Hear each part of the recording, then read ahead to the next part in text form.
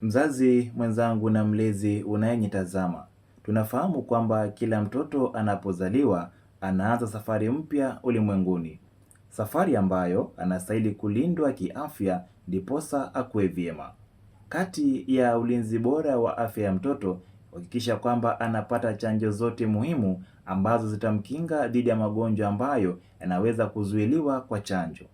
Kwa mfano, mtoto anapozaliwa anastahili kupata chanjo ya BCG itakayomlinda dhidi ya ugonjwa wa kifua kikuu, yaani TB. Pia anastahili kupata dozi 4 za chanjo ya polio, dozi 3 za chanjo dhidi ya nimonia na vilevile dozi 2 ya chanjo dhidi ya ugonjwa wa surua na rubela, yaani measles rubela.